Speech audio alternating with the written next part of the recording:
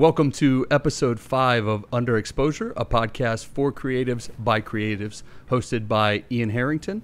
Hello. Manny Aqua. Hey, hey. And me, Carrie Helton. On episode 5, we are super stoked to invite another San Diego filmmaker and producer onto the show. This gentleman has created his own film and production business. He has won several Addy Awards. He's won Telly Awards. This guy is stacking metal over there at his company, Helium Films USA. Super pumped to have him on the show. And Thierry, welcome. Thierry Denis, ladies and gentlemen. Thank you very much for having me, guys. It's an honor to be on the podcast. I mean, I've listened since the beginning. It's really cool what you guys are doing. So. Hey. Thank you. That's awesome, Thierry. Appreciate the kind words. Glad to have you, man. Appreciate it, man. Thierry, we wanted to dive in a little bit, man, talk about the beginning stages of Helium Films, how that all kind of got started, and then talk a little bit about where you're at today, here in the San Diego creative, professional space. Man, we'll jump in and tell us a little bit about how it all got started. Yeah, definitely. So originally I'm French. I grew up in Paris, on the suburbs of Paris. And I moved here to San Diego in 2011. I started the company about 2013. Basically, if you want the medium short version of the whole way that what got me here is that, so in 2009, I was doing a documentary on the wall between the US and Mexico called The Walls of Shame. That you can find online, actually. If you type The Walls of Shame and my name, you can watch it. It's a 52-minute documentary on the wall between the U.S. and Mexico, but also the wall between the West Bank and Israel, and kind of talking about the wall of Berlin, basically. The idea was to analyze what happened, between the fall of the Berlin Wall and 2009, where, in 1990, when the Berlin Wall fell, it felt like, the whole of Europe and the world was opening up, and, the borders are going to be a thing, were going to be a thing of the past, and, everybody could travel and all that good stuff. And in between, a lot of walls got erected. And so in 2009, 20 years after, the fall of the Berlin Wall, we asked ourselves, what's happening and why are those, walls are being built again. And so that brought me to San Diego and Tijuana, where I met my wife, or the woman who later became my wife. And so we moved back to France together, and then eventually decided to move back to the States in 2011 when we settled here. Nice, I started the company Helium Films in 2013. So for about 2 years, I was working freelance here in San Diego. I got a job at some point at a TV station to be a producer for documentaries, for 30-minute documentaries, and then eventually started the company in 2013. So what we do is, what we're trying to focus on lately, at least the last couple of years, is high-end commercials. But, we've done everything under the sun, from, corporate videos to promos for product, for people, for services, for anything. But basically, commercial work is the focus, and we're trying to do that in a way that is, high-end.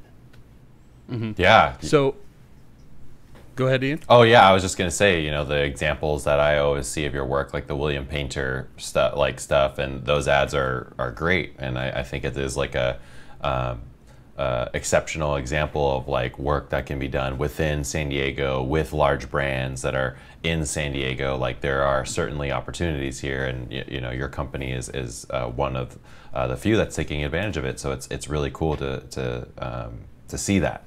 Mm-hmm. Yeah, I think San Diego has a lot to offer in lots of different ways. It's not in LA, right? There's not the big brands and the big agencies that you would find there, but there's still like a lot of super creative people, and both in the production side of things and in the marketing world, in the agencies. People are just want to do good stuff, and it's a small community, so in a way it's also a lot tighter, I want to say, than a lot of other places. Yeah, man. So, Thierry, after you did the Walls of Shame project, you were in San Diego, Tijuana area, met the wife, and then moved back to Paris. And then when you guys came back to the U.S., you picked San Diego, probably for some of the reasons we were just talking about, but why not New York? Why not LA or some other city to try to establish a film or production business? Mm-hmm. Well, I mean, that's a really good question, because at the time it was definitely an option, for us to move to somewhere else. I mean, my wife is not from here originally. She was living here for 3 years, about 3 years when we met, and but she's from Kansas City. So we didn't really want to go back to Kansas City, but we could have gone to New York, we could have gone to LA, we could have gone to to other places. My thinking at the time was like a mix of different things. Well, obviously, one, we had some connections, she had friends here, she had some kind of a community here, so it's always easier to move to a place where you already know people, right? It's just Sure, man. make your life easier. But at the same time, the idea was that, I had never worked in the US. I spoke English, obviously, pretty good, but still I had a lot of, I wasn't speaking the way I speak today. And so, vocabulary, even like, working with crews, working with clients, I had never done that in the US. I had done it in France prior, but it's just different. It's different words, but it's also a different culture, different ways to interact with people, right? There's different expectations. Totally. And so it was a little, challenging in that regard, or at least, a little scary for me. And so there's the idea of like, okay, well, do I try to jump into the big ocean right away and go to LA, for instance? Where I'm gonna be a very, very tiny fish, but in a place where there is, to be fair, a lot of opportunity. Or do I go to San Diego, where in the first place we have connections, we have a community. I personally like the city a whole lot better than I like LA. Yeah. It is beautiful. Yeah, it's beautiful, and there's more of a chance and an opportunity to be, a little bigger fish in a smaller pond. I can't remember the exact English, but I could find my place. Maybe easier. And I mean, after it's been 10 years now, almost 10 years, 9 years. And Nice. I mean, I can say confidently that was definitely a good choice. Obviously I don't know what I would have done had I moved to LA or New York or to a bigger city like that. But one, I think that, my quality of life would have been worse. That's pretty sure. and I think at least at the beginning, maybe 9 years later it would have kind of even out, but I think at the beginning it would have been a lot harder, because it's just, it's just a lot. Well, of it's like competition. it's like finding the most fertile ground to plant the seed, where it's like, okay, where, even though obviously, like you said, there are huge opportunities in LA and New York, but without the right connections, it's harder to get to those opportunities. And, there's like you just said, Thierry, the level of competition, is exponentially greater in markets like that. So, I think it's brilliant that, choosing a place like San Diego, where there is a high level of opportunity, again, a strong kind of foundational network that you have here, and just me being a huge fan of the city, right?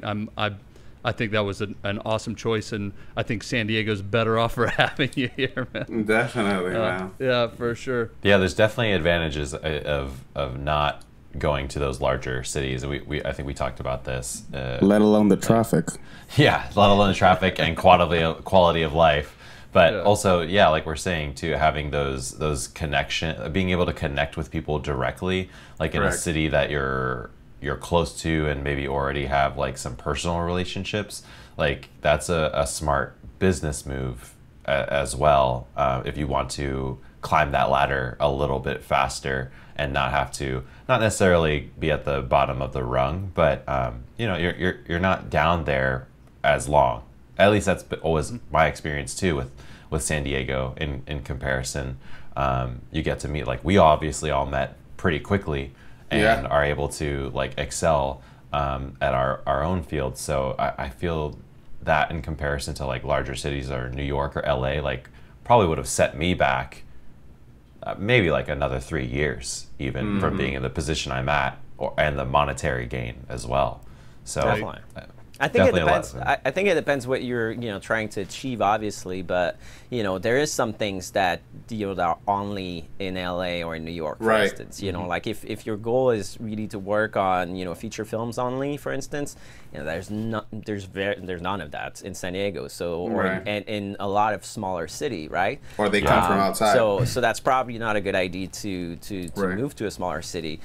In my case, I was already doing commercial work before. I was doing corporate work before, and that obviously, there's companies and agencies and people need to market stuff everywhere, right? Yeah. In small city as in big city, and video is just such a, at that point in time, it's just such a needed format for advertising anything that you'll find clients in even very, very small markets. Then it's just about whether you're able to capture that volume, that makes it sustainable, or whether you or if you can't. But yeah. And that's another beauty, or another beautiful thing about a place like San Diego is that we are still super close to the source, right, which is LA. Right. And, we're 2.5 hour, sprint. We can be in LA for a larger project or, something like that, something higher level that we may not necessarily find here in San Diego. So you come even geographically. Sorry to interrupt. Even geographically, you go two hours east, and you're in the mountains. Another hour, you're in the desert. 3 hours north, same thing. Like you have different. You're versatile. You go 20 minutes south, you got Mexico. Now you're in a whole another world. So that's also like the beauty of San Diego too. I mean, for us that like the culture, that like that vibe, Yeah. And while it's like we were joking earlier about it being like so freaking hot, like it really is like one of the biggest advantages of being in Southern California is the weather. Like if you go somewhere else to shoot, like I'd say 200 days out of the year here, your production's going to move forward. That's not the case in other parts of the country or the world where it's like, weather just changes and like, you get like held up on stuff like that. It's not a huge game changer, but it definitely messes up sometimes.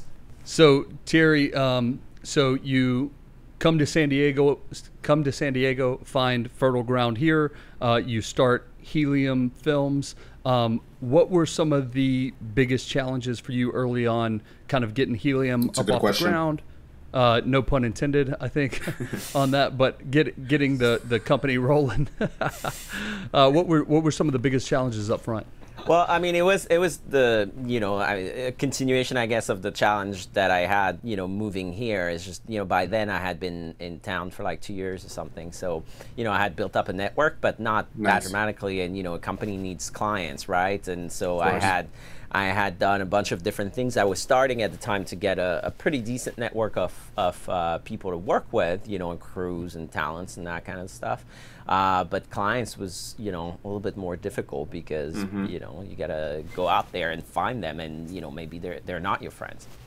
You don't hang out with them, but you still need, So I didn't know that many, marketing director, agency owner, that kind of people back then. So that was definitely the struggle a little bit, was to find that clientele. And so I did two things at the time that kind of allowed me from the first, I want to say 6 months to a year, to ramp up pretty quickly, or at least, get again to a sustainable level pretty quickly, is that I got an office within a photography studio. Nice. A few months earlier, I had started giving classes, like video class and photography classes within that studio, with the owner of the studio who had a photography class business. And so, and I figured, if I'm gonna, start my own thing, one, it's good to have a space, right, to where clients can come.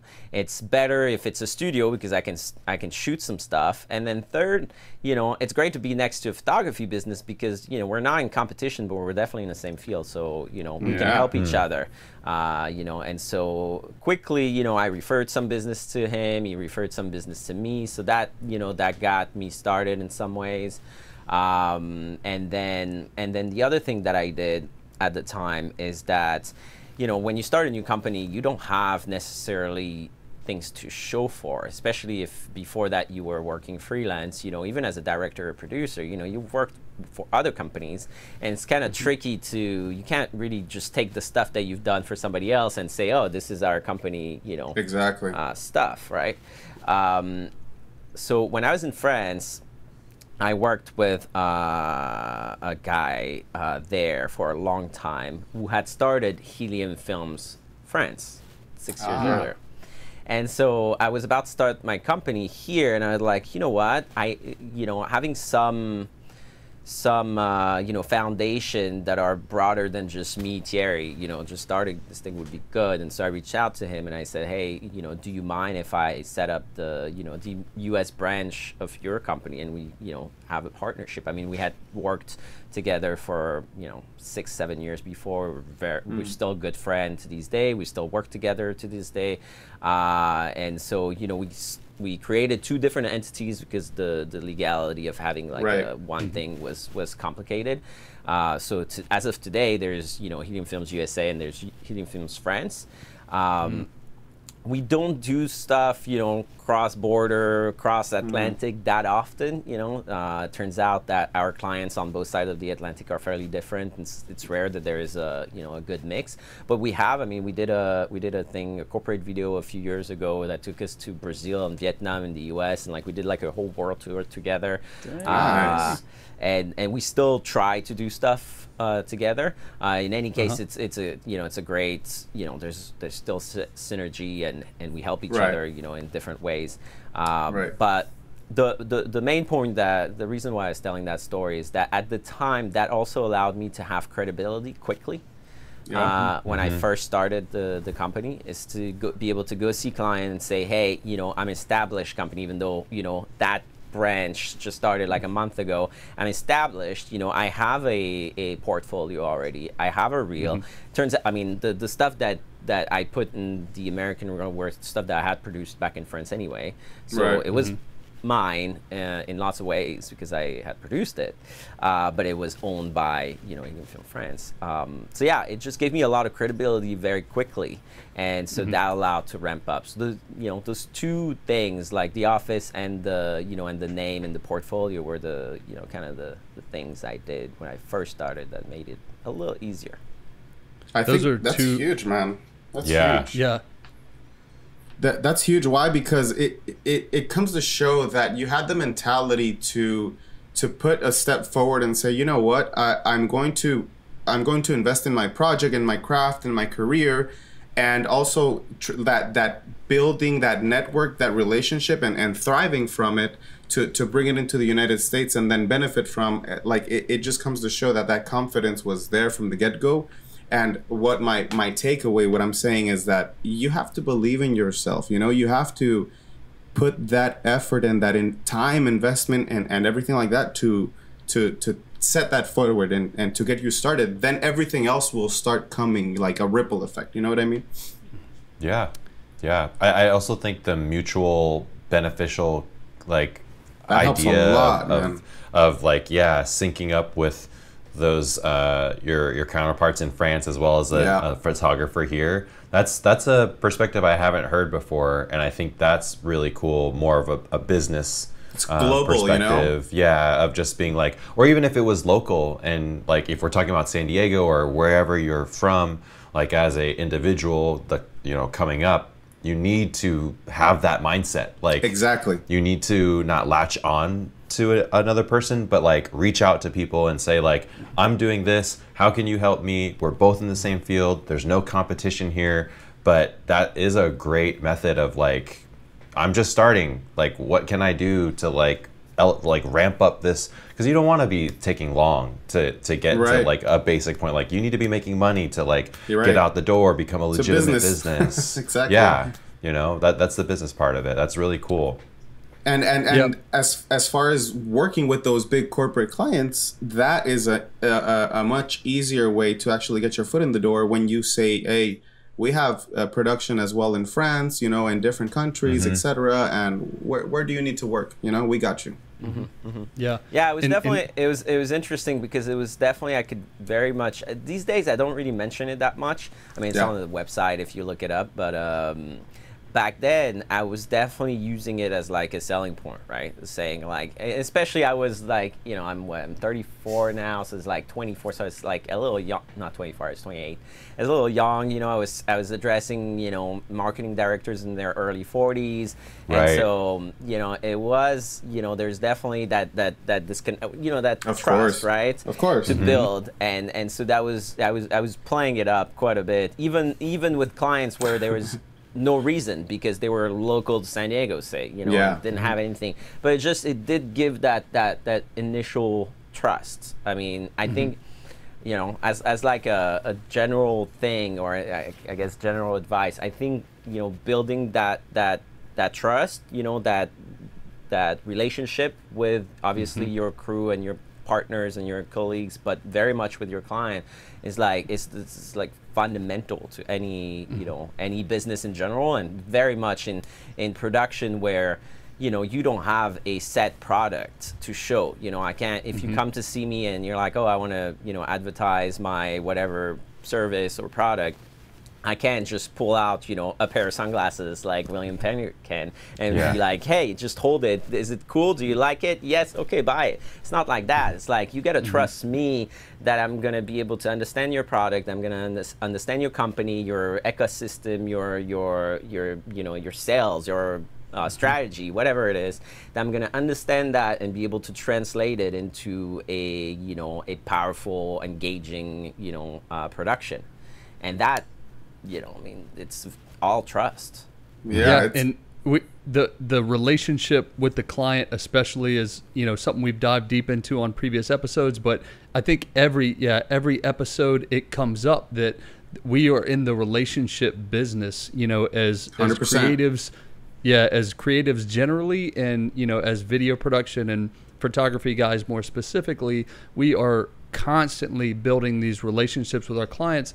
And Thierry, I think you might have just given the best explanation as to why that is because they are having to trust us with, you know, the final product of what we're producing, but also their entire marketing vision, you know, the sales that they're going to be leveraging from our efforts.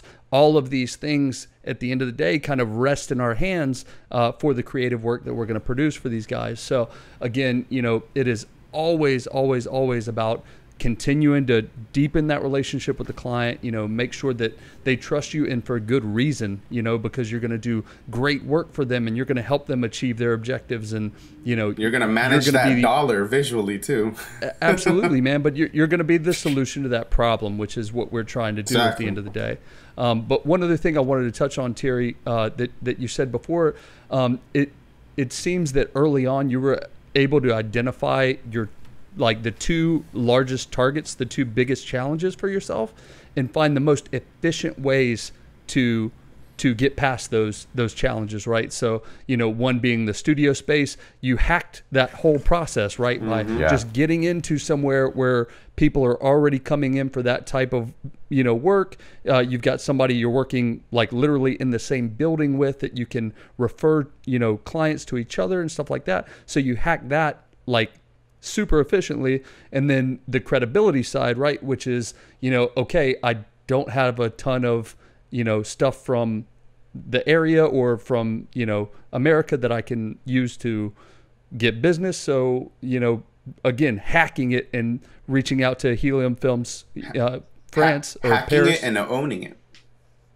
Yeah, so hacking it by reaching out to Helium Films France and creating a separate branch of that business here in the U.S. It all just seems executed like very meticulously and like intelligently, right? So again, man, just more credit to you, obviously, for being able to figure those out. But I think it's important for me, obviously, because I'm like saying this out loud, I'm trying to understand it myself, right? So I think it's important for us and for the viewers to understand that if you can identify those challenges and find a way to efficiently overcome them, you can really speed up the initial process of getting the ball rolling with the company, right? And climbing the ladder, like Ian says.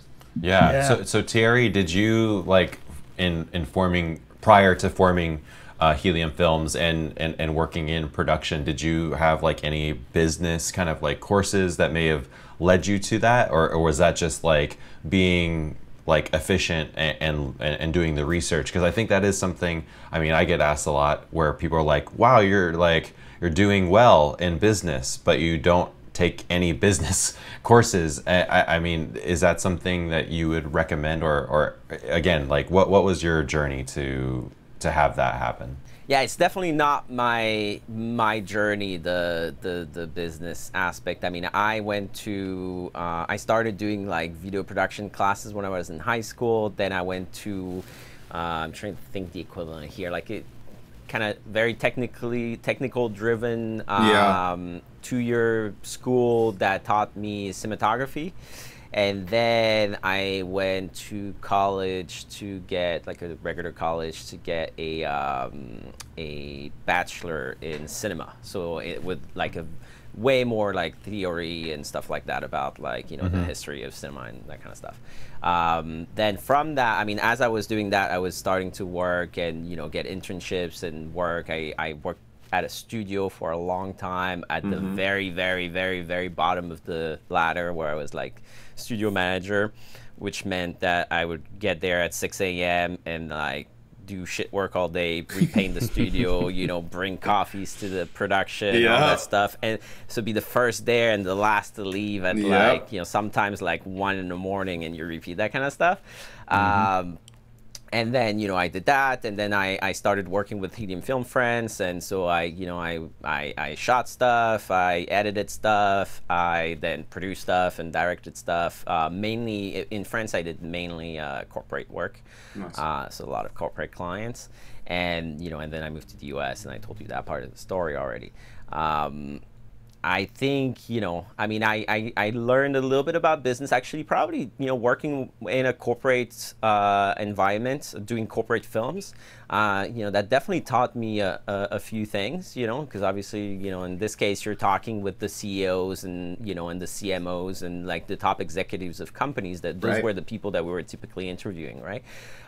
So, you know, they have stuff to say and they have knowledge, and, you know, and you discuss with them. And so, you know, there's a little bit there that I think I learned. And then, you know, a lot of reading and, you know, just researching. I mean, before I started my company here in the US, I mean, I had no idea of anything, you know, administrative wise, tax wise, what was the companies. I did do a shit ton of research just to make sure that I would do things, you know, properly, and not, you know, and not have the IRS, you know, knock on my door after and shoot yourself in the foot, right? There's a young French man making a ton of fucking money and not reporting any of it. Exactly. Yeah. So obviously, you know, you have help, you have people. I mean, I would say, I don't know that you need a business. I think there's two video production company owner, to be honest. I think there is. That's my experience throughout. There's either you have the business-minded ones, the ones that have gone to business school, and that's, you know, they've been in executive positions before, and they just thought, hey, I also love video production, and I see a business opportunity there, so I'm gonna go that route. And those companies tend to do a lot more, you know, volume on, like, say, a niche or something like that. And then you have people like me and like you guys probably, who are, you know, come from the video production world, you know, grew up watching movies and wanting to, you know, make movies, and then eventually you're like, oh yeah, but you know, we can do that, and we can be creative, maybe even within a more commercial environment, and still make money, and, you know, and not be a starving artist. And you know, and then those people kind of learn, you know, the business aspect on the go. I mean, I would say it's a good, you know, 70-30%, you know, in favor of the creatives, but you really have both. So no, I don't think you need business, you know, experience, but you do need to do your research, that's for sure, because again, you can like definitely shoot yourself in the foot if you set up a company or a project wrong, you know. I agree. And if you're not, you know, if you're not the business minded type, and you fall into that heavy creative side where, you know, doing the administrative stuff makes you feel like your head's going to explode, then that may be one of the challenges that you look to hack, right? Like you were saying before, Thierry, where maybe you get in good with somebody who is really great at the business thing, but doesn't necessarily have a product or service that they can have a business for. And then all of a sudden now you're this raw, talent that can, be launched by somebody who is more adept at the business side. Right. So even like little things like when money is coming in, when to put money aside, to have money for those type of people, that if you don't have that business aspect or business mentality, you need to hire someone. You need to pay someone to help you out with, the books, or where is my money going? How am I making profits? Do I have to raise my prices? What is going on? Like I see the money coming in, but I don't see it stacking up in my account. Something's wrong. Get hire someone, man. Like, you know what I mean? Like, right. That's important. That's why most people tend to be as you mentioned, Thierry, a starving artist, and don't do the diligence of figuring out the business side of things.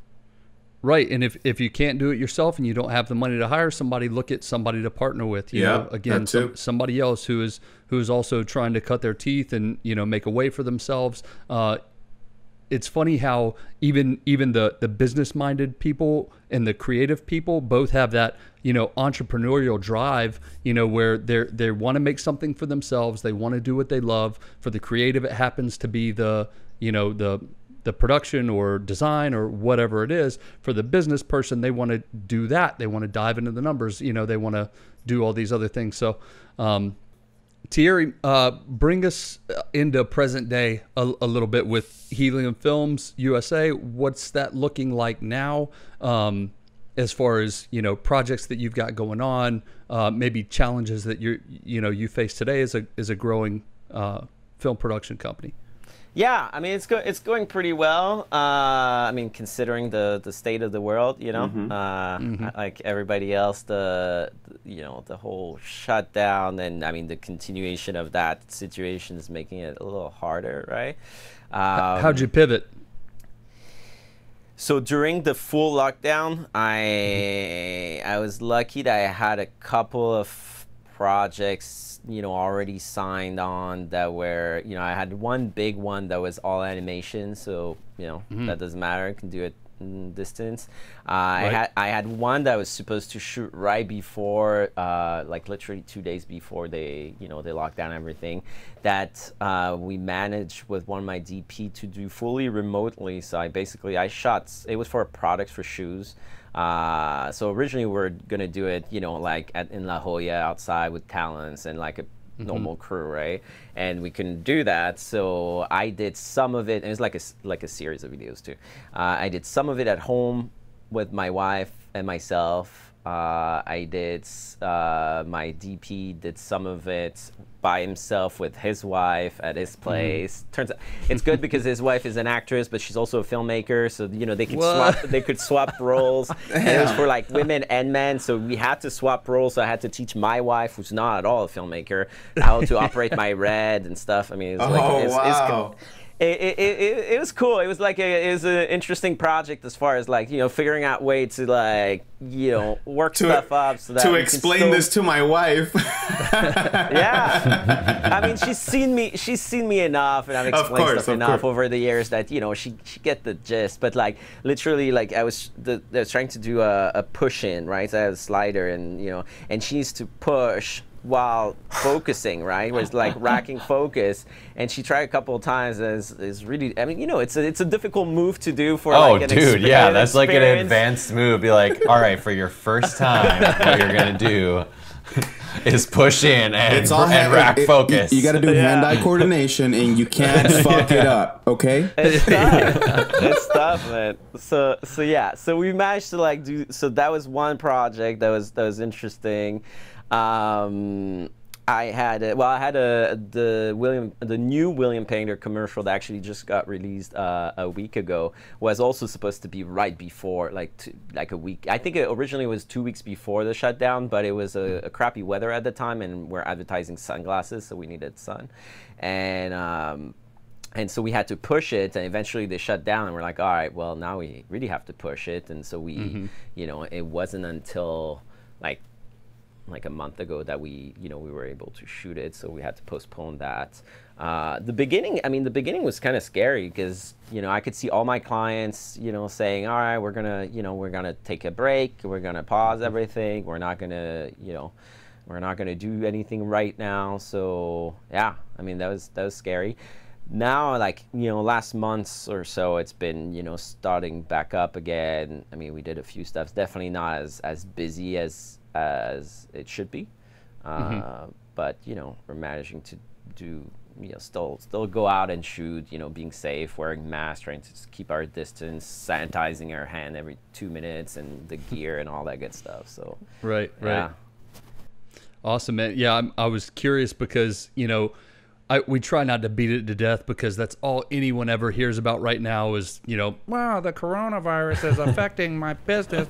And we try not to like beat it to death. But, I think it is still, we've got usable insight, right, as to how we've all kind of dealt with it. So I think it's always interesting to ask, and see how people have been able to move around it. There's this old expression that, as soon as times get hard, marketing budgets are the first to go, blah, blah, blah. And I think a lot of, that's still true for the most part. But at the same time, I've seen, and Ian, I know, you saw some kind of growth during that time where, yeah, it was a little scary for a minute, but people were getting creative and saw that as an opportunity to go even deeper into content, in some cases. So there was definitely some opportunity out there, but definitely scary stuff too. But yeah, I think it actually, talking about like our community as well. Like I reached out to Thierry directly and a couple other people, and it definitely was one of those things where when I look back on it now, I mean, and we started the podcast too, like looking back on it now, it was a really big advantage in coming to realize just how interconnected we are as a industry in this, little big city, and literally just reaching out. I mean, I've gotten work through reaching out now, and also made these connections. So I'm like, not that I'm obviously glad Corona happened, or not glad Corona happened, but you adjust, you adapt, and you got to look for all the plus signs that came up from being limited in some way. Mm-hmm. Yeah, that was one of the first things I know we all latched onto was like, hey, we've got this network, we've got this community, and we can reach out and help each other. And it's like, actually, why not? Thierry, you guys were a big part of that, by putting together calls, with other creatives in San Diego and figuring out how we can come up with solutions. The craziest thing was that honestly, we were all on the same wavelength, like literally, because like we didn't talk about like creating the podcast, but you guys were already, planning the broadcasting webinar or the meetup that you guys did, and we were already on like episode 2 or creating episode 2. So it was like kind of, I mean, when you're on that wavelength, I mean, Kerry can probably relate to this one. When you're on a connected wavelength of like that positive mental attitude of like, we're gonna get this done. This is the boom, boom, boom, boom, boom. You know what I mean? Like it gets done. It's crazy how that works, but it works, man.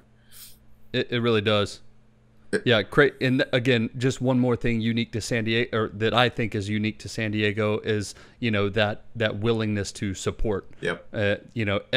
Nobody, not one person was like looking out for me, and only me. It was everybody I talked to in our industry was like, yo, how can I help? Like, maybe I could throw this your way. Like, do you know anybody who could do X? It was just constantly supportive, and everybody trying to move the ball forward. And again, building San bridges. Diego is just, I think I think that to me it wasn't COVID, right? It's just it is very much how the video production film community in San Diego is. I mean, the call that we first met on, that I set up, was something that started actually a year and a half before, right? With other creatives in town. And the whole idea we had started that was 10 Stories. 10 Stories, another really awesome commercial video production company in town.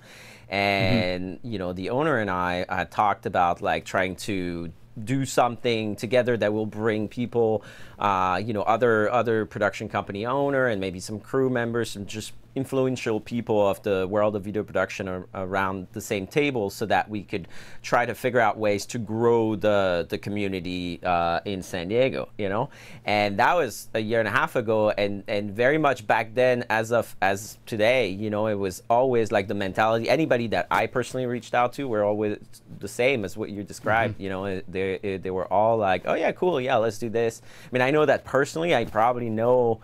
I'm friendly. I have acquaintances with like 70% of the people who work doing commercial video production in San Diego.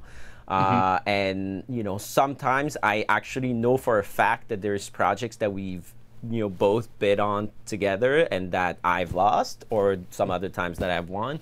And that's cool, I mean, that's the, that shouldn't, we are competitors, but that shouldn't, prevent us to exchange. And, and it's very important because, from the business aspect of things, understanding what you can do, like for instance, recently with AB5, or to finding a crew member, I need a gaffer for tomorrow. Do you have somebody to recommend? My guys are not available. Or, I need that. I mean, I know, like, for instance, next week, I have a remote shoot in Seattle. So I needed to set up an interview there. I don't know anybody there. I asked one of my, a guy that I work with on a regular basis. He gave me a contact of somebody, and now I can do my shoot in Seattle and make my client happy, and everybody's happy, and that person's great. So, you need connections to move forward. You need those relationships to be able to build stuff, you need those connections to grow even, like say tomorrow, you're starting small and you're doing stuff, just you and one or two other person, but then tomorrow you get that big client where, now you need to ramp up production to like a 20 people crew, or, 30 or 40. What are you going to do? What are you going to do? You need to find those people, right? I mean, you need to find those people. You need to know what to do to make it all legal, safe, how to pay, I mean, the whole back end of production, how to pay those people, insurance, that kind of stuff. I mean, so one, you should prepare ahead of time, but then having that community of people that you're close to, that also allows you to be like, hey, I have this thing going on. Can you help? Are you available, bro? Yeah. Yeah, I think that's a great point of like leaning into your network is like a huge strength, and like friendly competition is required. Like if when I look at like what you're saying, competitors in our space, I'm not looking at them as like a enemy or a threat, like somebody that, or a threat. I'm like, that's awesome what you're doing. Like, can I like help? Or, in some point down the line, maybe we could collaborate, because already in my career, I've started to see like even the people that I work with on sub crews, now they connect, and then they're talking good things about you. And like, I mean, the key is just don't be a dick. But like your network is so much smaller than you think. No matter how popular you are, the world yeah, like people know you, they know you on set, they know who you are. And I mean, even with social media, like now you can follow people more closely, and it's like, I personally, I won't work with people if I don't really click with them. Like, I don't care how good you are. Like, if we don't click, and I can tell that you're like of that competitive nature, it's like, see you later, man. Like, this isn't gonna work, because I know there's like a bunch of people out there that are not like that, especially in San Diego. And very talented and willing to work. And super talented, So that, and I think that's a mental hurdle, right? That you have to get past, and especially if you're from, a different industry, or if you've been conditioned to see everything as competition and zero sum, where it's like, if I'm not winning, I'm losing. And if he's winning, like, I'm losing. And it's not like that. It just, that's not the reality. The reality is there's more opportunity than any of us could handle collectively here. It's about, cultivating the opportunity and finding a way to, monetize it. Right.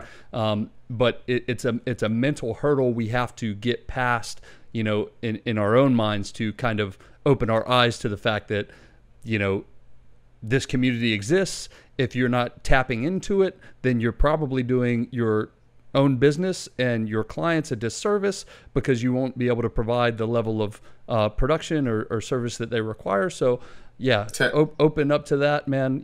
Tearing down those mental bridges. Yeah, or the walls of shame. The walls of Get shame, rid of them. yeah. The walls of shame. Talking about walls, bro. We gotta tie that in. You know what I mean? So, like, I guess along those lines, Thierry, and like, full transparency, like, I'm one of those companies where, like, I like edit and I shoot and I direct, like, sometimes. But like, you hire freelancers, and like, I wonder what the structure of your business is, and how, like, us talking about community, your relationship with like developing those freelancers in your space, because that's another big hurdle I think people have. It's like, I'm gonna do it all. I'm the one man band. I'm like, well, your band sucks, and the music you're making is trash. So, and I don't want to hear it. Yeah, get it in a family band. I'd rather listen to a family band right now. That mental trust hurdle you're talking about is definitely big. Yeah, it's like, give other people a chance. So I'm interested to hear about your network, and I know we've talked about like DPs you use, and like, so yeah, what's that about for Helium? Yeah, definitely. I mean, for one, you cannot do things by yourself in production. It's just not possible. Like, it is a collaborative. Can we repeat that? Yeah, you cannot. You cannot do things by yourself. No, you cannot. I mean, you can always do some stuff, but like, that's not, you're not, it is a collaborative environment. There's people that are specialized in different aspects of a project for a reason, and and they will bring things to the table. I mean, so as far as our structure at that point, so at some point I had some full-time employee. At that point, it's just me. Since, like, I want to say last year, I didn't. My full-time employee, I had a producer and an editor who left on their own accord because they wanted to do other stuff, and I kind of questioned at the time whether I should replace it or not. And I wanted to see, I was at a point where I wanted to steer a bit away from the corporate event stuff that I was doing before, and very much focus on the commercial, the more higher-end commercial stuff, where it's less projects, but it's bigger crew, and at that point it made less sense to have somebody on the payroll all the time. So, it's just me full time. However, every single project I do, I have, other people that come on it, right? It's never me by myself doing something. I mean, besides maybe for, during COVID, where I was trying to do it with my wife, and still I hired my wife. You need a second person at least. Right. That's the Time way. to work. Let's get this money, baby. But it's never me by myself. I mean, I know how to shoot. I can operate my red, and I can, I lit this thing, where you see me. This so, frame. I can do some stuff, right? But like, I'm not an expert, right? I do work with very talented DP that will probably do a much better job right now with even just that simple setup than I'm doing, right? So sometimes it happens that I have to do things a little by myself but it's really something that I did at the beginning a lot more, the very beginning, and these days I really steer away from that. If there's no budget for hiring a crew, then there's just no budget. That's just let's change the creative and let's just do it differently, right? I mean, if you need just one person, just go get one person. I'm not the right person. I'm not the right entity for that. So yeah, you need to collaborate. I think it's paramount to. I think there's a ton of value too in being the conduit for the business and kind of the glue that holds everything together. Kind of like what you're talking about, Thierry, where you can look at a project, you can kind of evaluate the size of the crew needed and the different resources it'll take to accomplish, and then you've got the contacts to be able to pull all of those things together, organize it, do pre-production, shoot the thing and handle post, and then turn out this very good piece of creative work, right? So I think there's a lot of value in developing the skills that it requires to be that guy, but then also continuing to position yourself moving forward to remain that guy on the forefront, right? Yep. Yeah. So yeah. Do you think it gave you it? Oh, sorry, Carrie. Nope. Go ahead. Did it give you? Do you think, Thierry, it gave you an advantage also, like in a business sense of like scaling too? Because I've talked about this with other people in the sense of like hiring freelancers rather and investing in other things like a camera or your lights that you own, rather than being like, the first step we're going to do is I'm going to hire like 3 dudes and we're going to crush it. And I'm like, sometimes that works. Sometimes that works for people. But I wonder where our industry is moving in that mindset, and maybe again, like how Helium Films developed to utilizing the freelancer world. Like, do you find that that's an advantage? I mean, I think it really depends on what your goal is and what it is that you're producing. If you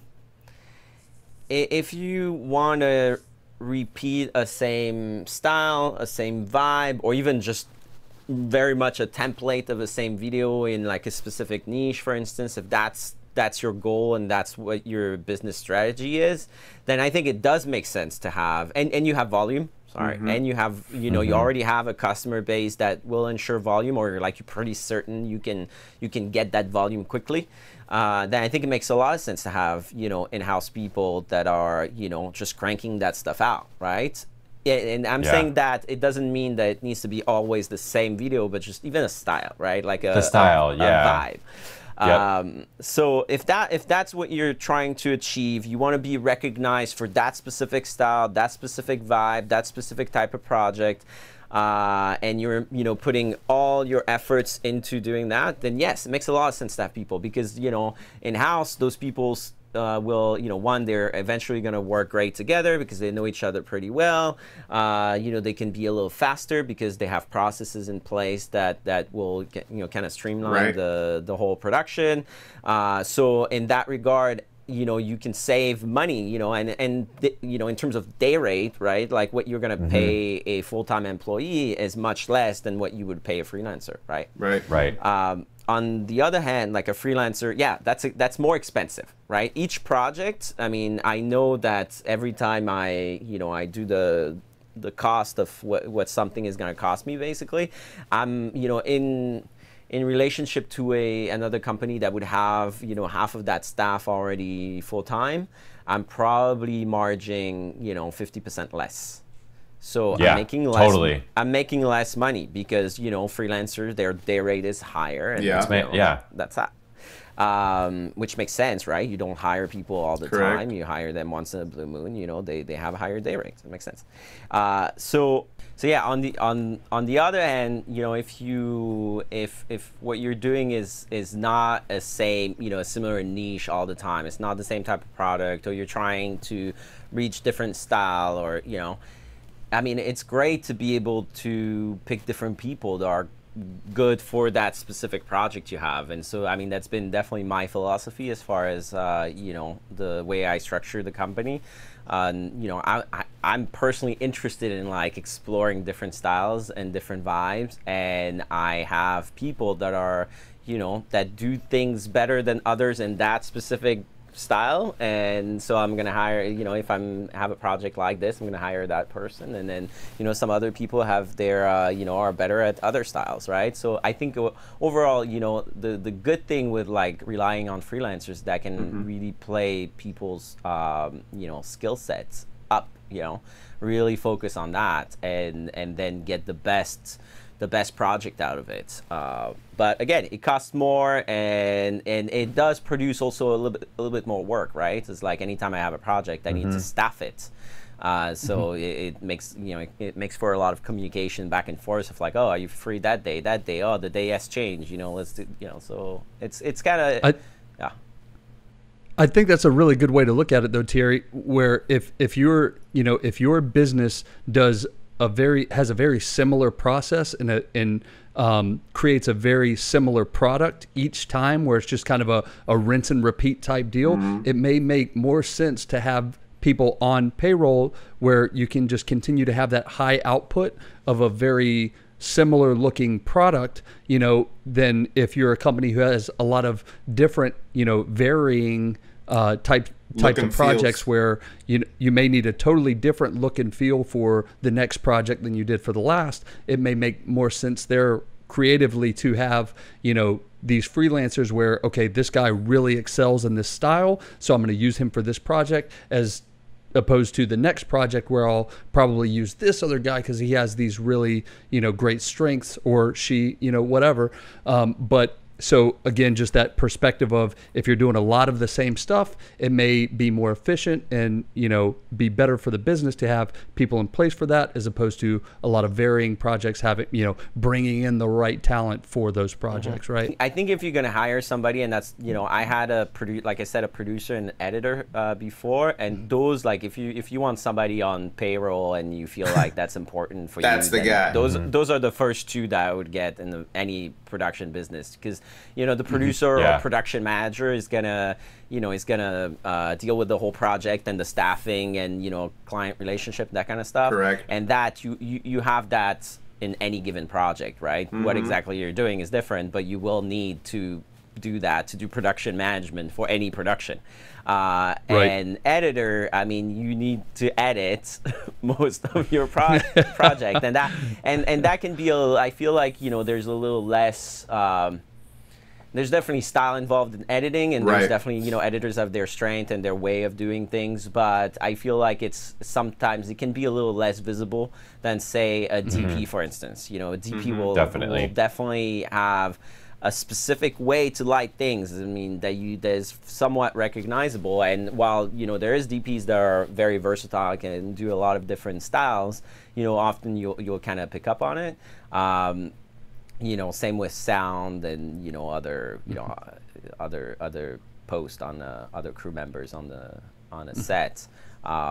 So yeah, I think it depends on your on what exactly you're looking to do, and two, as far as with the full-time people, the thing is that you got to pay those people, right? And you got to be very confident and that you're gonna have business that is gonna be that you're gonna have sustained growth, because if you dip 1 month, you still need to pay those people. So it makes it hard. I think when you start.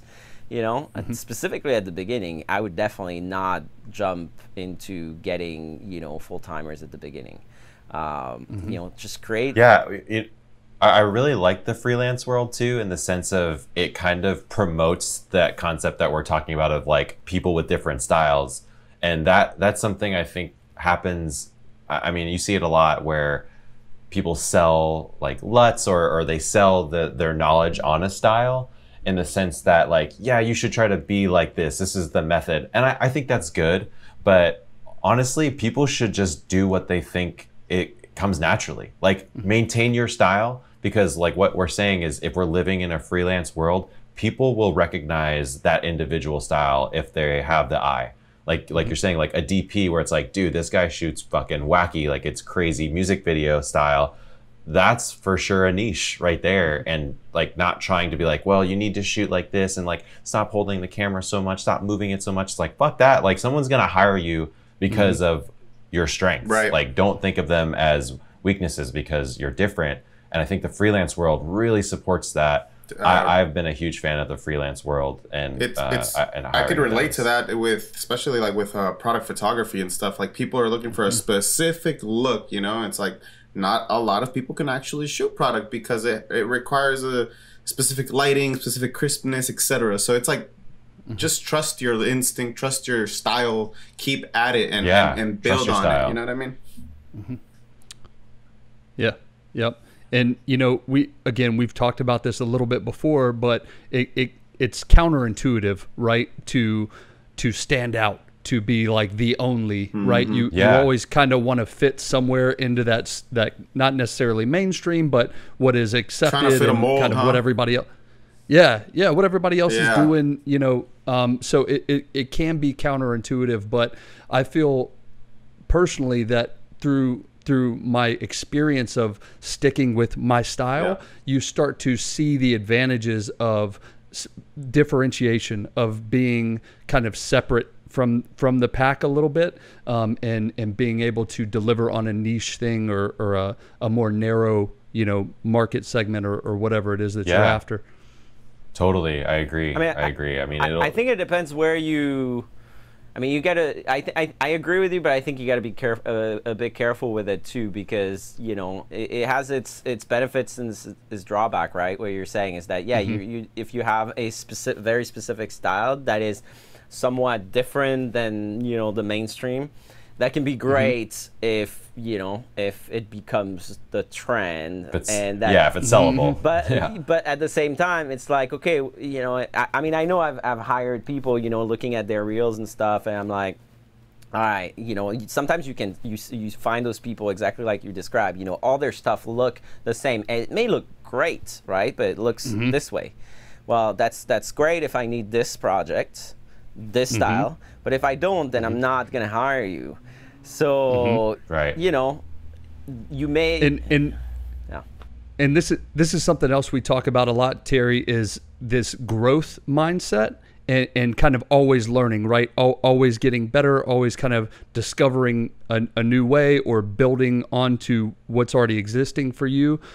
So I totally agree, man. And just that, you know, that speaks again to that point of, if you can continue to build, doing one thing really well is awesome, but if you can continue to explore other avenues too, and kind of widen your range a little bit, then you can catch some of those other opportunities too, where, you know, it may not require that one specific style that you've mastered, but you can, you know, also you know, facilitate this other kind of style, or, you know, these other variations. It's funny that so I definitely agree. We're talking about this because I had debates with teachers during school that it's like they would tell you, like, you have to focus on a certain niche and you have to do that one right, you know, like I agree, but as Thierry is saying, like, it could be it could counterpart you, it could hurt you eventually, because you're just focused on that thing, unless you really got to the point of mastering the craft, which, I mean, it does take a lot of effort and years to do, you know, something like that.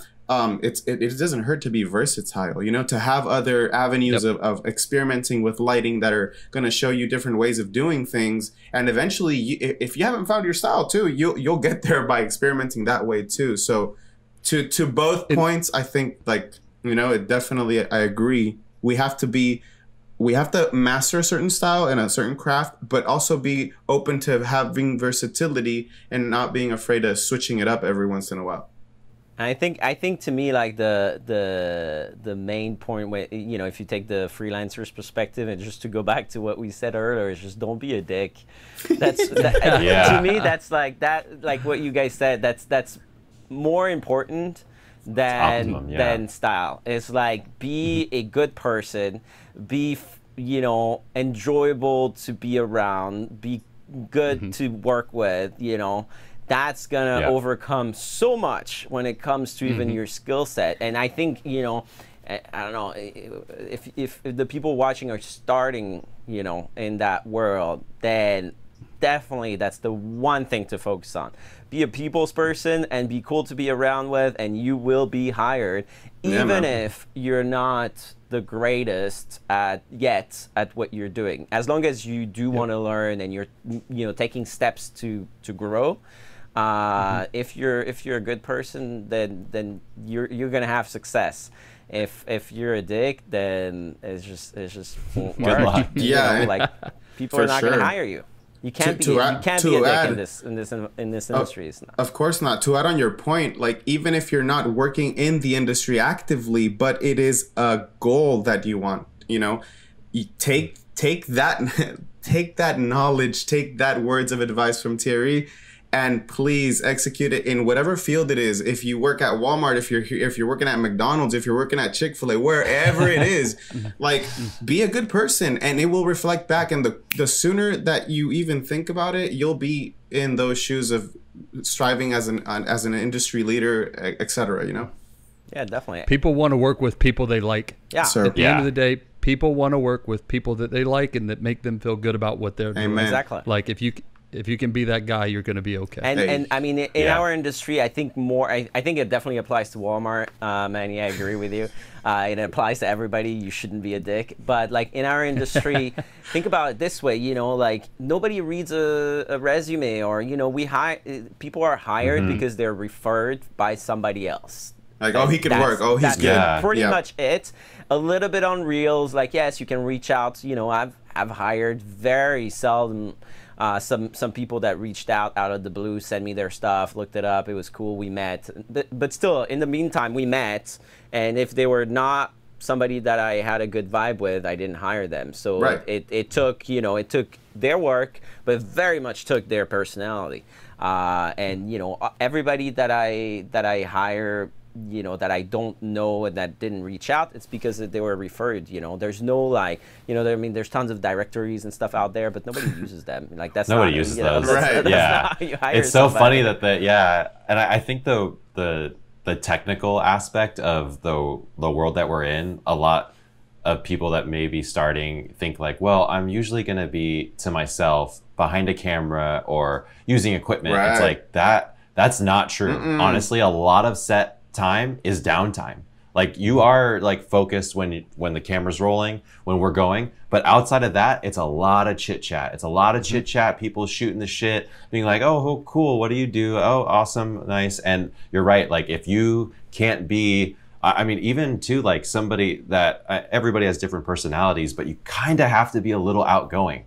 Like you kind of have to put yourself out there and be like, this is me. This is what I do. I'm a cool guy. You're a cool person. Let's network. Keep working, right?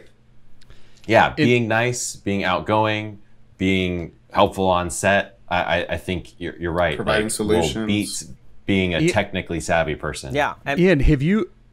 Oh, I'm sorry, Thierry. Just real Have quick. I ever worked with a dick and punched him in the face on set? Yes. No. I'm curious, Ian. Have you done like work on that? Because I'll be straight up, man. When we first met, you didn't strike me as the most outgoing type, right? But now we fast forward 6-7 years down the road, and bro, it's night and day from when we first met. Is that something personally like you worked on? Yeah, I think that's something too. Like I noticed when I was on set, like, and I'm sure you guys have in like larger sets, like how sets tend to like click together. Yeah. Like cliques start forming on sets. It's like, oh, that's the audio crew. Like, oh, that's the camera department. Oh, here's the director. And when I noticed those sets, I was like, man, the camera guys are always a little weird, and the same with the audio guys. They're always they're a little different, and grip guys, they're all in their own thing. But the guy that is always the most, or not most outgoing, but knows how to speak to people is the director. He's the composer. He knows that everybody's strengths, and he's also like very articulate and knows how to approach people in a manner that gets them to expose themselves, to feel comfortable, and provide the best of them too. Right, because you're just utilizing those skills. Right. I'm sure as a director, Thierry, you know that as well, and you know that it's something I definitely had to work on, because not being a super outgoing person, but hell, I want to make that money, baby. Like I'm trying to get that money. I can smile a little. I can smile a little bit if you show me them dollars. Yeah, and it just makes it more interesting, because there is some times where you meet people that aren't as outgoing on set, and it's hard. It's hard to break through and be like, "What? You don't understand what I'm saying?" And it's just like, "Yes, no," and it's like, "Well, elaborate. Like, tell me why." And I think there's big advantages. Not everybody is meant for that, and I'm not saying that's something you should strive for, but I think it does help. The people skills, at least, 100%. Yeah, for sure. People skills, yeah. But I'm sure there's directors out there that are also very quiet and don't are a little bit behind the scenes. I don't think you gotta be I mean, definitely I think it's a big plus if you do have people skill, like you can, like rally people around you. That will always help, regardless of actually whether you're a department head, a director, or even like at the bottom of the ladder. I think it's always good, but I don't think it's a necessity. You don't have just for the people watching that are maybe a little not that great at like talking to people, a little introverted. It's not a necessity. I mean, you can still, I've met people on set that were a little introverted, but they were still nice. They were not dicks. True. Nice is key. Nice is key, and they were also professional in the way that whenever there's something that they're supposed to be doing, they're doing it, and they're doing to the best of their ability, right? And they're putting their entire selves into making this thing, whatever that is, happen.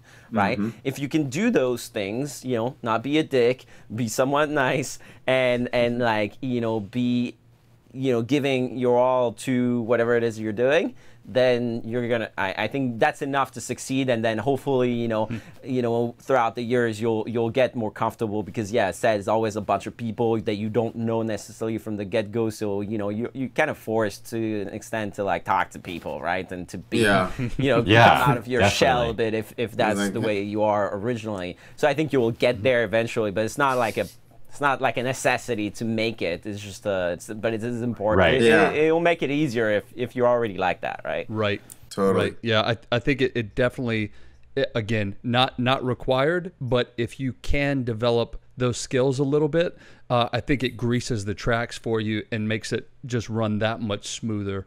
That's a great way to put it. Yeah. Yeah.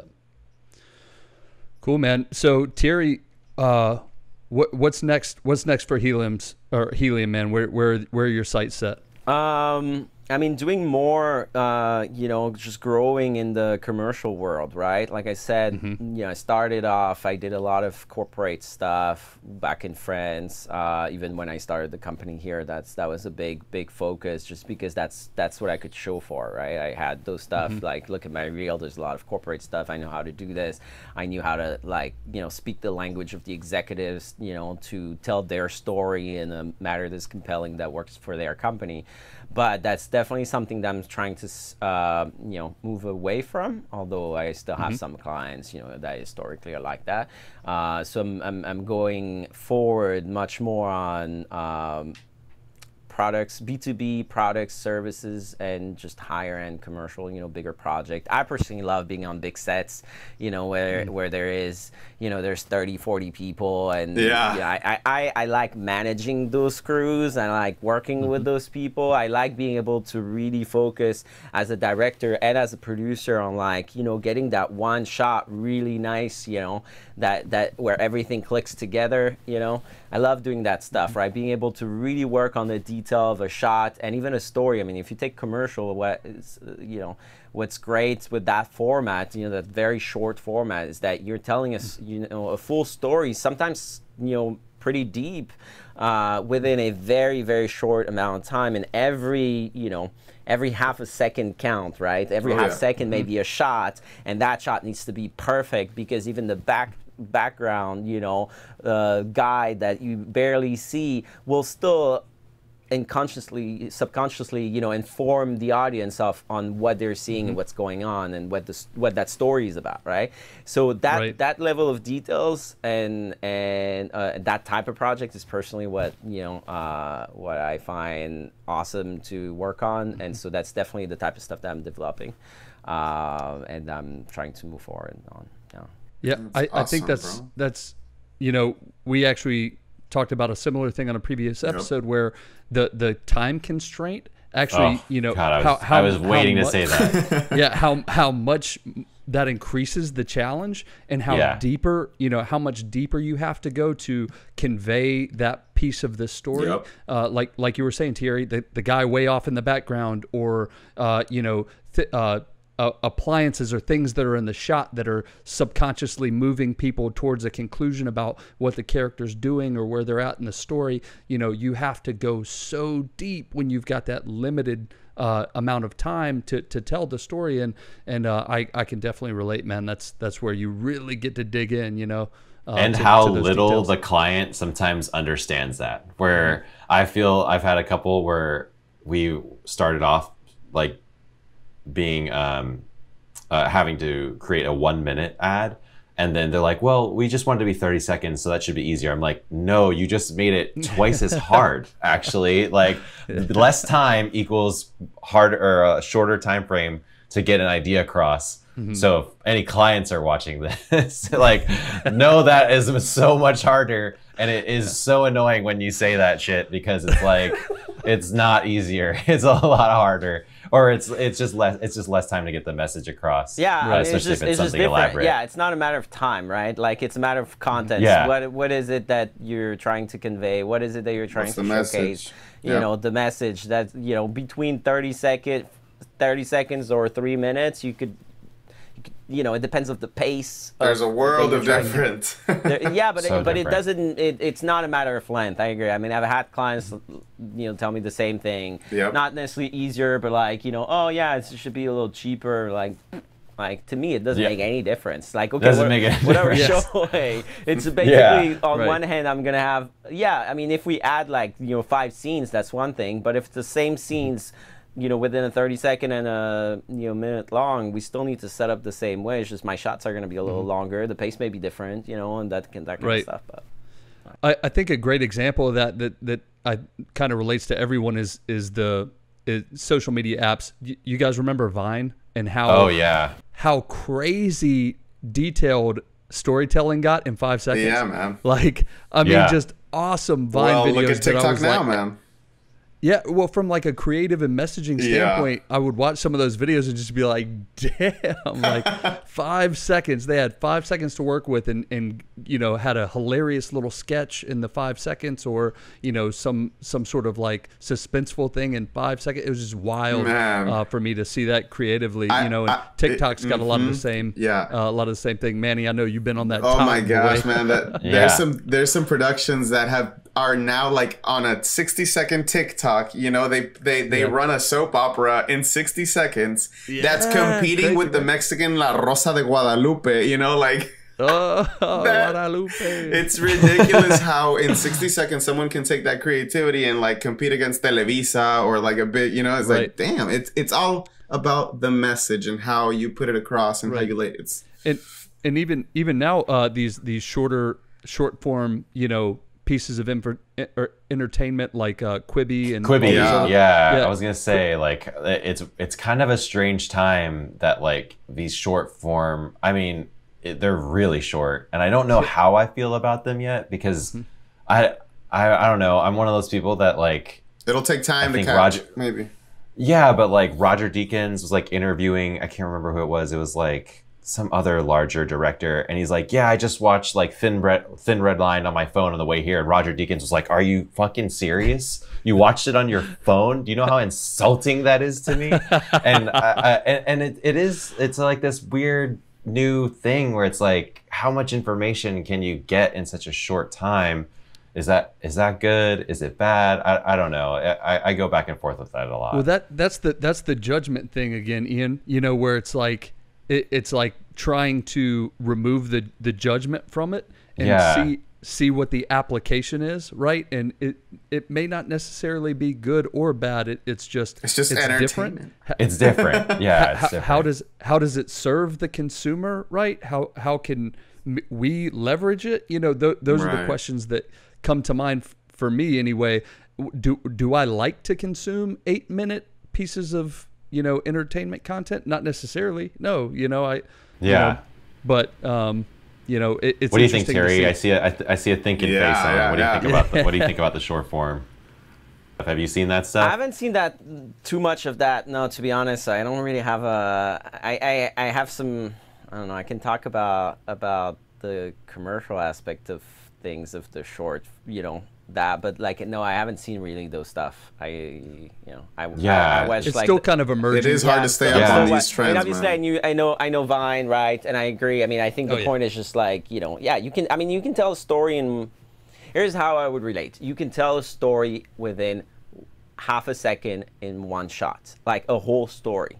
And if you want to test that out with a commercial, take any commercial and just watch the first shots.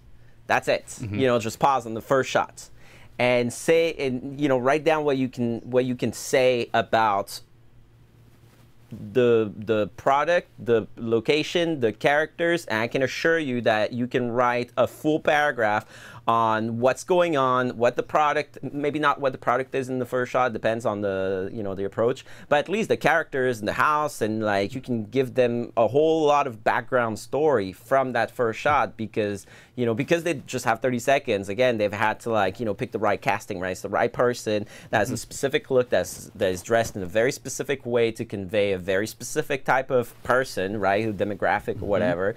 That person lives within a specific house that is in a specific street that you can identify as being, I don't know, California, San Diego, or, you know, LA, or the Midwest. You know, you can place it, you can say how much money they're making, you can probably say the type of job they're doing just from that first shot. Just try it next time. That's a that's a really good point. So yeah, so if you have 6 seconds, like 6 seconds, that's at least 6 shots, right? Yeah. You can say a lot of stuff in 6 shots. Yeah, man. And I think it leads to, like, that's such a good point, because I mean, it's so easy sometimes to get soaked up in, like, well, we're going to do this and then we're going to move on to the next thing, like, so quickly, because, you know, you're trying to get through with everything. But you're right, like, you have to be super invested in every second that you're producing, because somebody has to be able to tell a story in their mind instantly of what's going to happen. Yeah, because the world is there's so much information now. I'm just like, boring. Yeah, no, I'm not. I'm done, like, with this. Yeah. Next. So I mean, yeah, I haven't thought of that. That's definitely vital. Yeah, the shorter the content, the more you have to you know, to really get detailed, right? Because you still need to say a whole lot of stuff. You need to place a story, right? A story can't just exist in thin air, right? It needs to be within a specific environment. You need to give backstory to your story. Even if the story is super simple, that's what's going to give it depth. That's what's going to connect with people, you know? Like, even if the story is just like, you know, moms taking their kid to school and just that walk, and even if nothing happens, I, as the audience, need to be able to connect to that mom, maybe to that neighborhood, maybe to that kid, maybe I have a kid, you know, maybe they were in the same demographic, where, you know, I know moms like that. I know, you know, maybe that's my wife and my daughter, right? And all this stuff can be, I mean, there's different ways to do it, but there's a lot of visual ways to do it, right? Of just location, talents, wardrobe, props, you know. Sounds, effects. Yeah, sound, lots of stuff, right?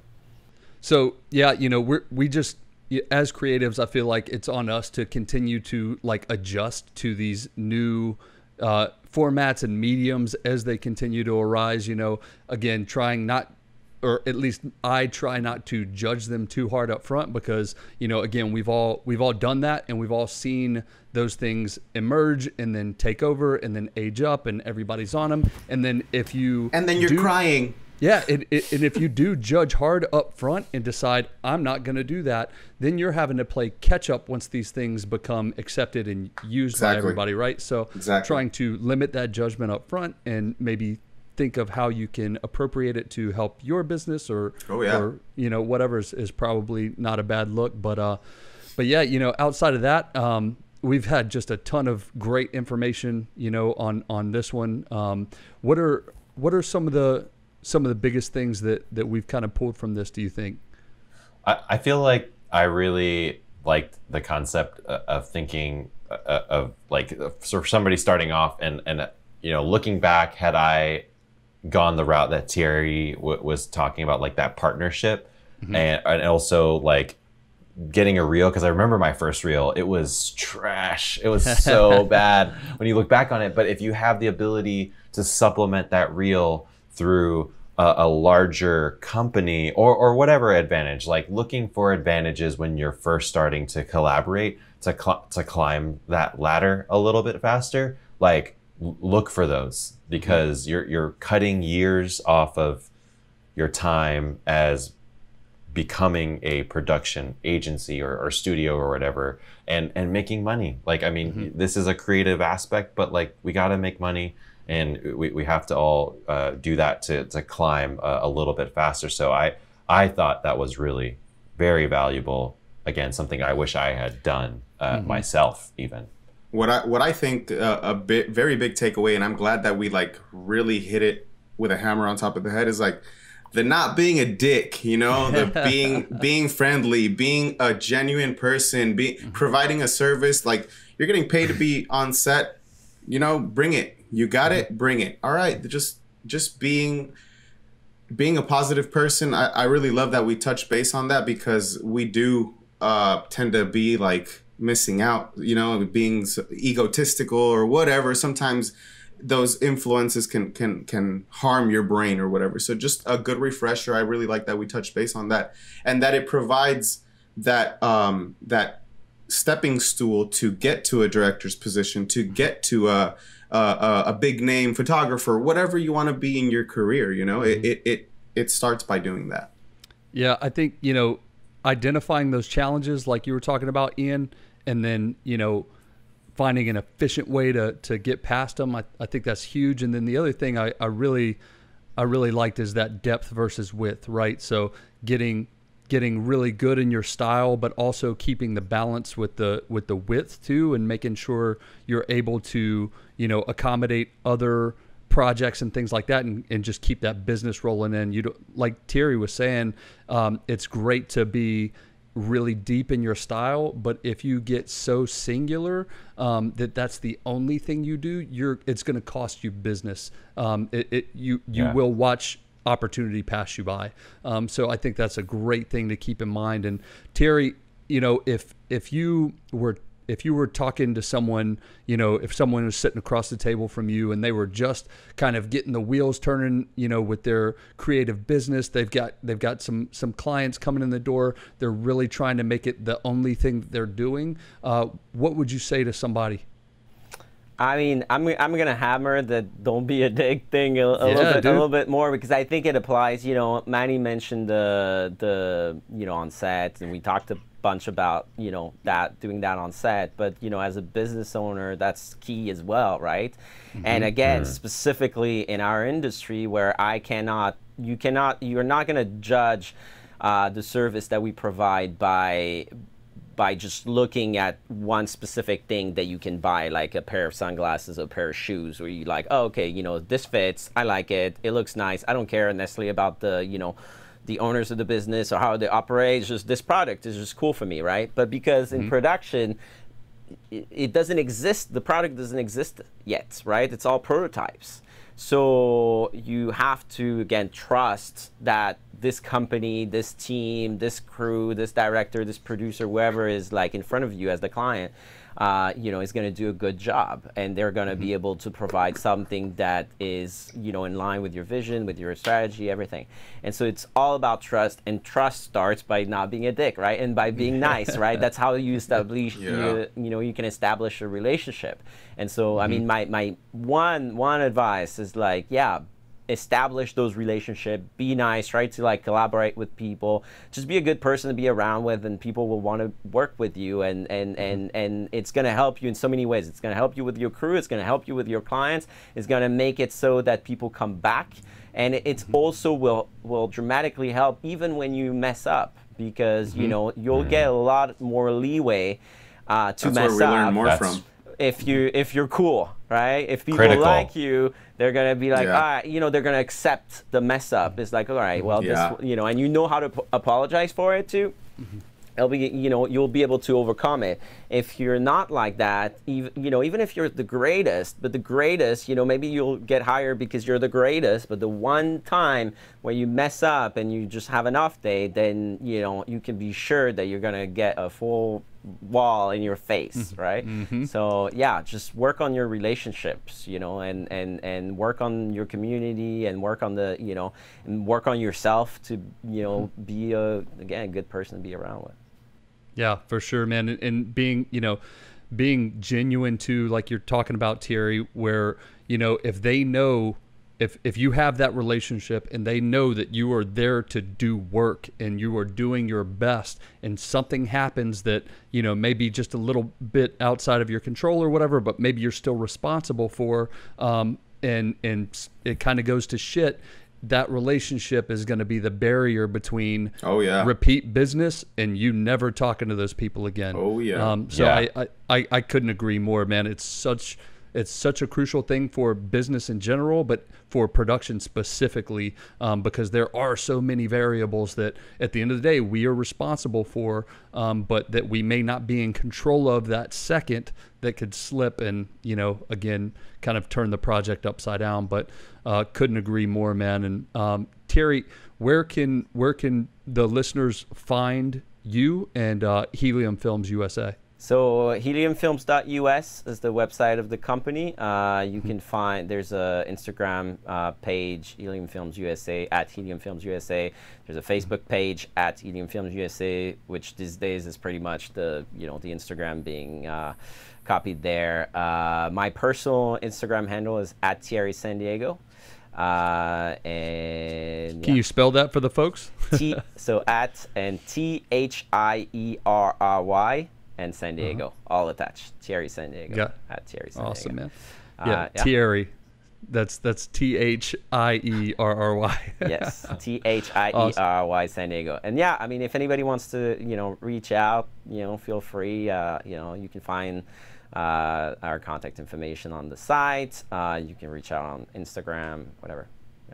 So again, man, just hyping you up a little bit more, Thierry. Again, working with great San Diego large companies like William Painter, doing amazing ads for them and winning Addy Awards, winning Telly Awards, multiple awards. Just a real class act and a leader.